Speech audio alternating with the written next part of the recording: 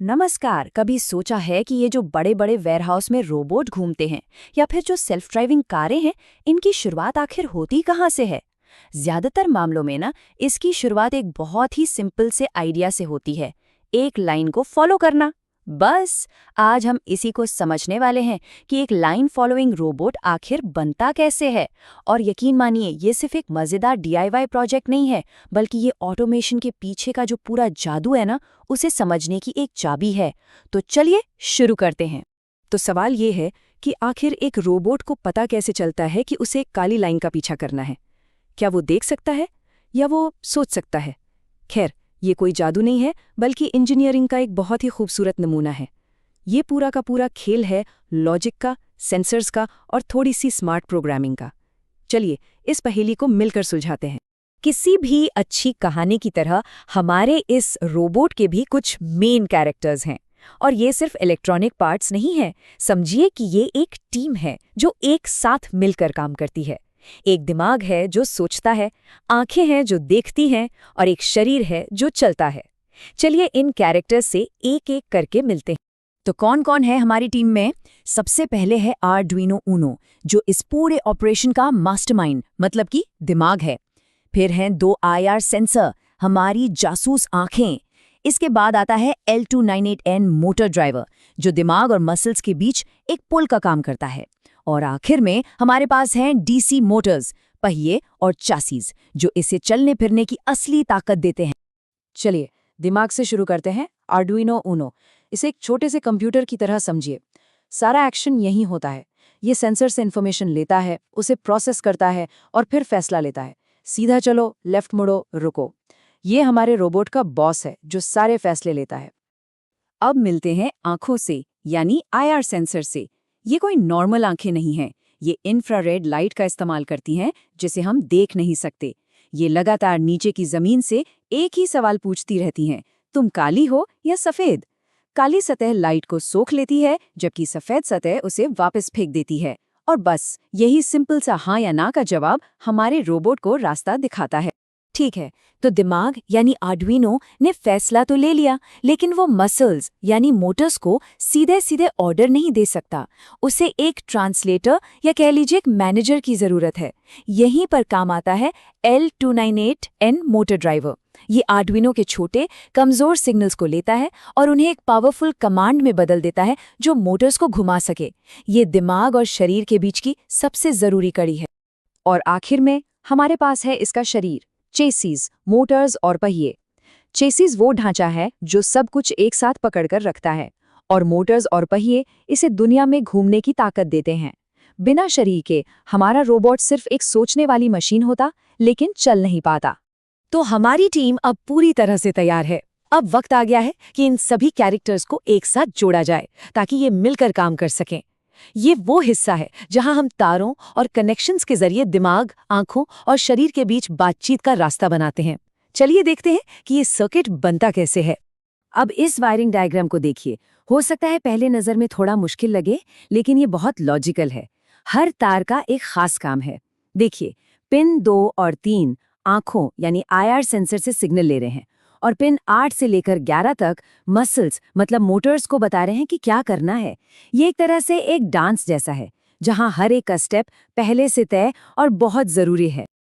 तो हमारा शरीर तैयार है और नसें भी जुड़ चुकी हैं, लेकिन अभी भी एक चीज गायब है, इसकी चेतना या कह लीजिए कोड।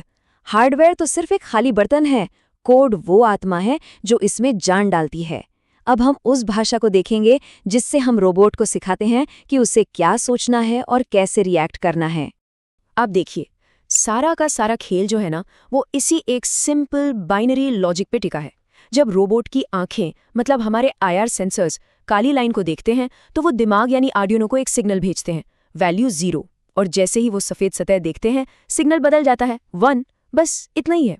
0 का मतलब है मैं लाइन पर हूं, और 1 का मतलब है अरे मैं लाइन से भटक गया। ये जो 0 और 1 का छोटा सा खेल है ना, यही पूरे ऑपरेशन की जान है, उसकी नींव है। तो पहला नियम क्या है? कोड में हम पूछते हैं, क्या बायां सेंसर 0 देख रहा है और दायां सेंसर भी 0 देख रहा है? अगर दोनों का जवाब हाँ है, तो इसका मतलब है कि रोबोट बिल्कुल लाइन के ऊपर है। तो ऑर्डर क्या होगा? पूरी स्पीड से सीधे आगे बढ़ो। ये सबसे अच्छी सिचुएशन है। लेकिन रास्ते हमेशा सीधे तो नहीं होते। मान लीजिए कि लाइन दाईं तरफ मुड़ जाती है। अब बायां सेंसर सफेद सतह पर आ जाएगा और 1 का सिग्नल भेजेगा। कोड इसे देखेगा और कहेगा, अरे हम बाईं तरफ कुछ ज्यादा ही निकल गए हैं। तो करेक्शन क्या है? दाईं ओर मुड़ो जब तक कि दोनों सेंसर फिर से लाइन पर ना आ जाएं। और इसका ठीक उल्टा भी उतना ही सच है। अगर दायां सेंसर सफेद सतह पर चला जाता है और 1 सिग्नल भेजता है, तो हमारा रोबोट जान जाता है कि वो दाईं ओर भटक गया है। तो वो फौरन बाईं ओर मुड़कर खुद को ठीक कर लेता है। बस यही 3 नियम हैं। सीधा चलो, दाएं मुड़ो, बाएं मुड़ो। इन 3 सिंपल कमांड्स के साथ हमारा रोबोट किसी भी रास्ते पर चल सकता है। थ्योरी तो ठीक है, लेकिन असली मजा तो इसे बनाने में है। हमने कंपोनेंट्स को समझ लिया, सर्किट डिजाइन कर लिया और कोड भी लिख लिया है। अब टाइम है इन सभी टुकड़ों को एक साथ जोड़कर एक चलते फिरते काम करने वाले रोबोट में बदलने का। और अच्छी बात यह है कि इसे असेंबल करना काफी आसान है। मोटर्स को चैसी पर लगाइए, सेंसर को सामने की तरफ सही ऊंचाई पर फिक्स कर दीजिए, जमीन से करीब 1 या 2 सेंटीमीटर ऊपर, ताकि वो लाइन को ठीक से देख सकें। एक ट्रैक बनाइए, अपने कोड को आर्डुइनो पर अपलोड कीजिए, पावर ऑन कीजिए और बस अपनी क्रिएशन को जिंदा होते हुए देखिए। तो हमने एक रोबोट बना लिया, बहुत बढ़िया। लेकिन क्या ये सिर्फ एक मजेदार खिलौना है? बिल्कुल नहीं।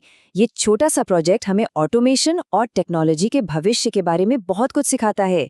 चलिए थोड़ा जूम आउट करते हैं और देखते हैं कि ये सिंपल सा रोबोट एक बहुत बड़ी तस्वीर में कहाँ फिट बैठता है। क्या ये पता है कि ये line following robot United Nations के सस्टेनेबल डेवलपमेंट गोल नंबर 9 का एक छोटा सा जीता जागता उदाहरण है? ये गोल इंडस्ट्री, इनोवेशन और इंफ्रास्ट्रक्चर के बारे में है। ये छोटा रोबोट दिखाता है कि कैसे इनोवेशन, भले ही वो कितने भी छोटे लेवल पर हो, एक ज्यादा कुशल और ऑटोमेटेड भविष्य की नींव रखता है। जरा अमेज़न के बड़े बड़े गोदामों के बारे में सोचिए, जहां सैकड़ों रोबोट सामान यहां से वहां ले जाते हैं। वो असल में हमारे छोटे रोबोट के बड़े और ज्यादा एडवांस्ड वर्जन्स हैं।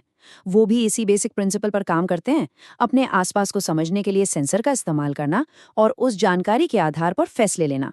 यही तो एफिशिएंसी का भविष्य है। और यहीं पर सबसे बड़ी सीख छिपी है। ऑटोमेशन कोई रहस्यमयी चीज नहीं है। ये बिल्कुल साफ, सीधे साधे लॉजिक पर बना है। सबसे जटिल आर्टिफिशियल इंटेलिजेंस सिस्टम भी अक्सर अगर ऐसा है तो वैसा करो जैसे सिंपल नियमों की कई परतों पर बने होते हैं। हमारा ये रोबोट इस पावरफुल आइडिया का एक चलता फिरता सबूत है। तो यहाँ से आगे क्या?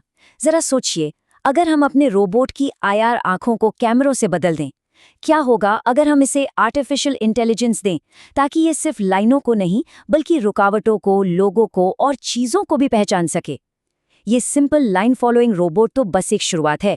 भविष्य की संभावनाएं तो अनंत हैं और ये सोचने के लिए वाकई एक रोमांचक विचार है।